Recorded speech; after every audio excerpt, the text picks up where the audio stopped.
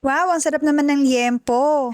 Pero wait, hindi yan totoong liempo. Paano ko bang ginawa tong cake liempo na to? So ayan, tara samahan niyo ako. Actually, nung ginawa ko to, sobrang tagal na. Siguro taon na rin. Yun yung time pa na usong-uso pa si Rigor, penging liempo. So yan yun. So ginawa ko tong cake liempo na to para lang may ma-upload ako sa Tok Tok Tik. yun. So ayun nga, meron akong scrap cake. Binalutan ko lang siya ng fondant na kulay mustard yung color. Tapos yan, ginuhit-guhitan ko lang siya ng itsurang na karne. Basta ima-imagine lang ako na, yan, karne ang aking gagawin. Guhit-guhit tayo. Kung ano man yung kalabasan, bahala na si Batman kasi kami lang din naman kakain nito eh. Try ko lang naman.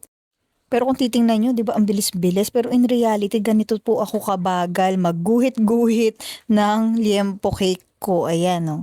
Sobrang bagal. Inabot din ako ng siyam-siyam dito sa maliit na cake na to para lang may mapost ako sa tok-tok, sa toktik. At syempre para dito rin sa Blue Up, no? Para may mapost tayo sa page natin kasi wala akong masyadong order talaga eh. So ayan, kinulayan ko na ng food color with with vodka yata yung gamit ko dyan or gin. So kung ano-ano lang din na kulay, red, brown, ano pa ba? May rin yan eh. Red, brown, yellow.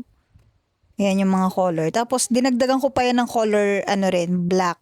So lang, tansya-tansya lang. Ayan, may mga color black na para medyo sunog-sunog siya ng konti. So ayan, tapos na yan. So ayan na ang ating liempo cake. Alam nyo nga ang medyo dito eh. Nagmadali akong picturean. Pero dapat talaga yung patutuyuin ko pa ko. Ayan, kaya ayan, ang natin, ang picture natin medyo mamasa-masa pa siya. Pero matutuyo pa yan sana eh.